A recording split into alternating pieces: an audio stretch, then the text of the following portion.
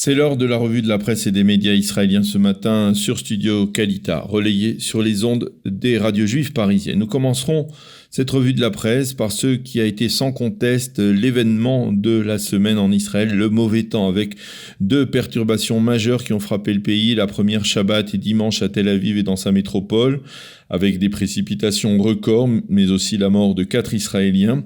Et puis ces 2 derniers jours, à nouveau de très fortes précipitations, avec des inondations, cette fois à Haïfa et surtout à Naharia, mais également dans le sud du littoral israélien, Ashdod et Ashkelon. Le Makor Rishon dresse en manchette ce matin le bilan de cette semaine d'inondation, titre le journal, 4 tués. Il y en a en fait 5 et des dégâts chiffrés à 300 millions de shekels, en particulier à Naharia. Titre donc le quotidien, le journal Makor Rishon, une augmentation sensible du niveau du lac de Tibériade, rajoute-t-il. Le Ma'ariv lui parle en titre de Parashat Hamaim, qui est un jeu de mots en hébreu évoquant d'une part le niveau des eaux, mais aussi l'affaire des eaux qui se sont abattues sur le pays cette semaine. Le journal revient sur le bilan et le rectifie par rapport au Makor Rishon. 5 tués et des dégâts très importants. Seule consolation, les précipitations dans le nord ont battu un record qui remontait à 51 ans.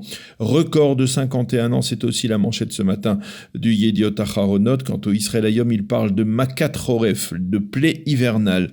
Il souligne la solidarité humaine qui s'est exprimée avec dévouement et courage à Naharia, avec le sacrifice en particulier de Moti Ben Shabbat, un père de famille qui a sauvé une famille entière avant d'être emporté par le courant. Des centaines de personnes l'ont accompagné hier vers sa dernière demeure et le Premier ministre lui a rendu hommage, un Premier ministre qui s'est rendu au quartier général des forces de police et de pompiers qui ont travaillé d'arrache-pied durant toute cette semaine pour sauver de nombreuses vies et de nombreuses personnes qui avaient été piégées par les inondations.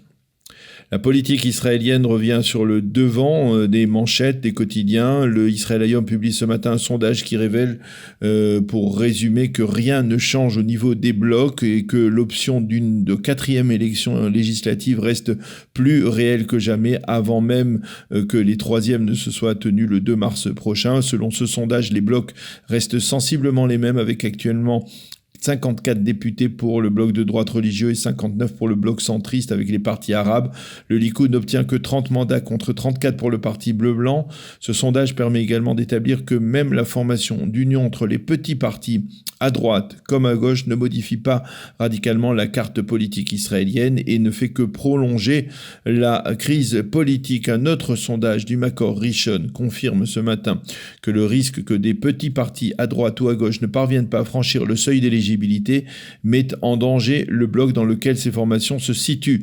Le Makor Rishon affirme qu'une course séparée de 2 formations à droite du Likoud, comme par exemple le foyer juif d'un côté et la nouvelle droite de l'autre, peut s'avérer d'une part plus payante en termes de mandat, mais également plus risquée, car l'une des deux pourrait ne pas passer le seuil d'éligibilité. Selon le sondage du Makor Rishon, le bloc de droite orthodoxe obtiendrait 58 mandats, tandis que le bloc de centre-gauche, avec le soutien des partis arabes, n'en obtiendrait que 54. Dans son éditorial hebdomadaire, dans le Yediot Aharonot, Amit Segal nous offre une lecture à la fois passionnante et acerbe de la crise politique actuelle.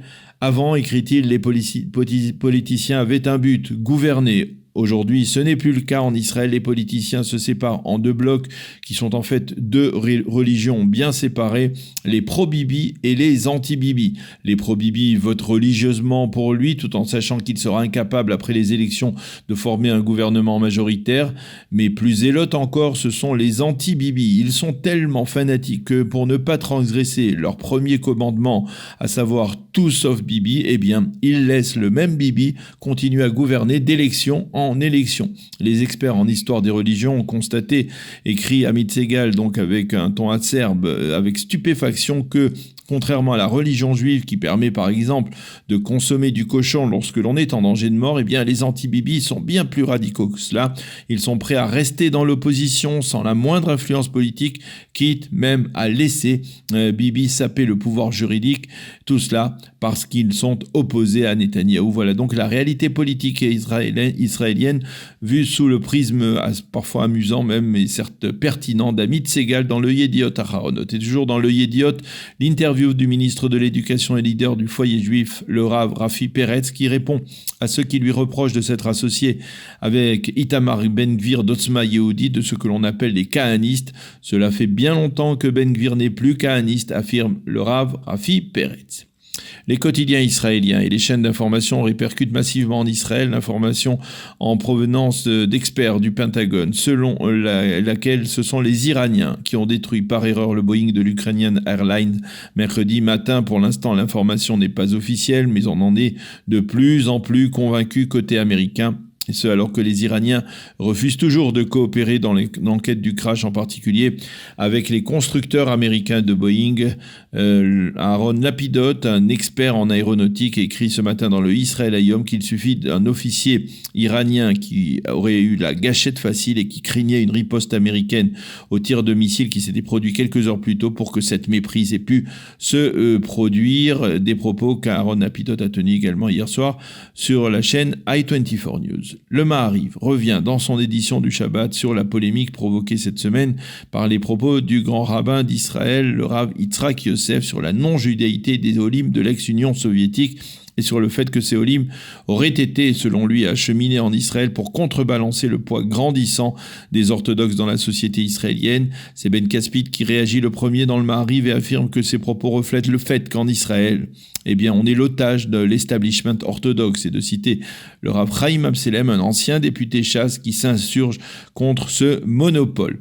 Le Yediot Aharonot nous annonce que c'est aujourd'hui que se tiendra à Alexandrie une cérémonie particulièrement émouvante. Il s'agit de la réouverture de la grande synagogue d'Alexandrie, la synagogue Eliyahu Hanavi, et ce 2 ans et demi après avoir entamé des travaux de restauration massifs qui ont été financés en grande partie par le gouvernement égyptien. Seule fausse note dans cette démarche. De nombreux ambassadeurs ont été conviés par les autorités égyptiennes à cette inauguration, mais pas un seul représentant de l'ambassade d'Israël au Caire.